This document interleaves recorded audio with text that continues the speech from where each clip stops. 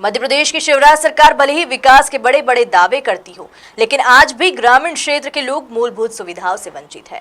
ऐसा ही एक मामला देवास जिले की खातेगांव विधानसभा के आखिरी छोर का है, जहां छिपानेर नदी पर पुलिया नहीं होने से ग्रामीण जान जोखिम में डालकर नाव के सहारे नदी को पार करते हैं।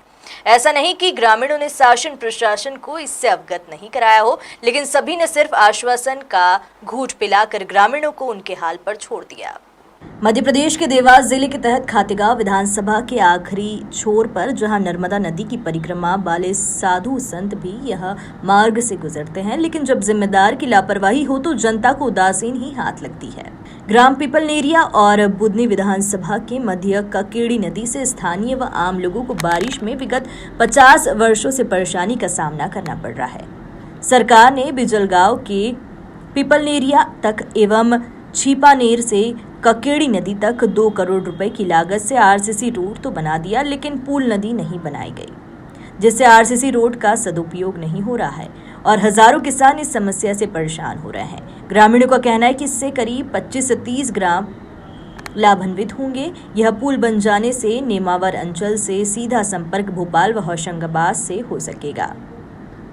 ग्रामीणों ने बताया कि पुलिया निर्माण को लेकर कई बार क्षेत्रीय विधायक को आवेदन दिया गया, लेकिन समस्या जस की तस बनी हुई है।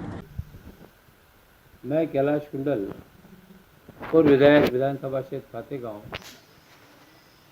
एक ज्वलंत समस्या के लेकर आपके बीच में आया हूं।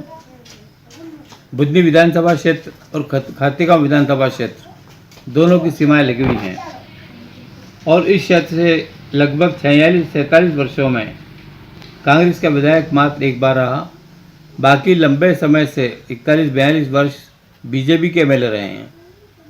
इन गांव के लोगों की जो पिपलनेरिया से छिपानेर की सड़क बन रही है, छिपानेर से पिपलनेरिया आने वालों को, पिपलनेरिया से छिपानेर जाने वालों को सबसे मुख्य सड़क यही जिससे उनका आना जाना होता है।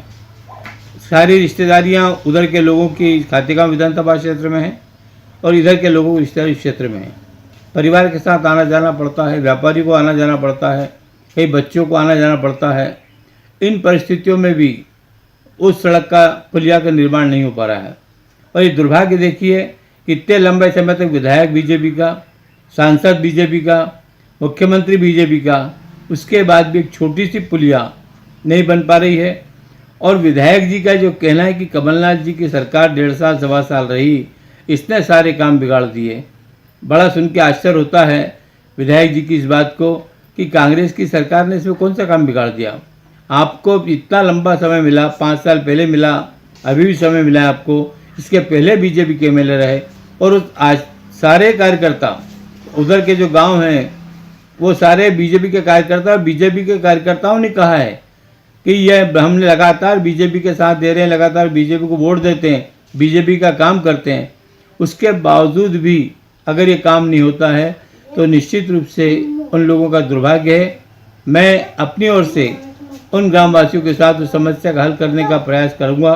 साथ ही साथ मैं मुख्यमंत्री जी से, विधायक जी से अनुरोध करूंगा कि ये ओछी मानसिकता कांग्रेस की विधायक सरकार में नहीं हो पाया। उन गांव के लोग आपके समर्थक हैं, आपके मतदाता हैं, आपको उनकी बात को सुनना चाहिए, उस समस्या का हल करना चाहिए। निश्चित ही नर्मदा अंचल में बहुत सारे सड़कों का निर्माण पिछले वर्षों में हुआ है।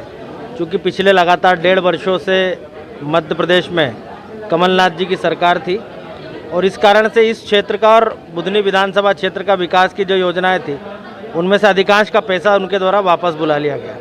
लेकिन अभी मैं पिछले दिनों माननीय मुख्यमंत्री जी से मिला था और उन्होंने मुझे आश्वस्त किया है कि छिपानेर पे नर्मदा जी का पुल और ककेड़ी नदी का पुल इस साल के अंत तक किसी भी परिस्थिति में चालू करा दिया जाएगा। तक पहुँचे आप? सभी को दे दिया गया है। विधायक जी को हमने कम से कम 5-6 बार इसका आवेदन दे चुके हैं और मौखिक भी बोल चुके हैं उनको। अभी गुरु पूर्णिमा पे आए थे विधायक जी, उनको आश्वासन दे दिया गया। उन्होंने ये बोला कि अगली गुरु पूर्णिमा पे हम आएंगे तब इस पुल पर से निकल कर जाएंगे। अच्छा, बस आश्वासन नहीं मिलता? आश्वासन नहीं मिलता है। अच्छा, कब से समस्या है ये 50 वर्ष पुरानी मामला है। अच्छा, कौन से मार्ग को जोड़ता है ये नदी? ये नदी खातेगांव विधानसभा से बुधनी विधानसभा को जोड़ता है रास्ता, जो कि शिवराज की विधान। हाँ, शिवराज सिंह की। धन्यवाद। नदी पर पुल का निर्माण नहीं होने से ग्रामीण लोग अपनी जान जोखिम में डालकर नाव से नदी पार करते हैं। ऐसे में कोई हादसा होता है तो इसका जिम्मेदार कौन होगा, ये कहना मुश्किल है। बहरहाल देखना होगा कि प्रदेश में विकास की नींव दौड़ाने वाली शिवराज सरकार ग्रामीणों को नाव से कब तक मुक्ति दिलाती है, ये तो आने वाला समय ही बताएगा। कन्नौज से भरत शर्मा की रिपोर्ट।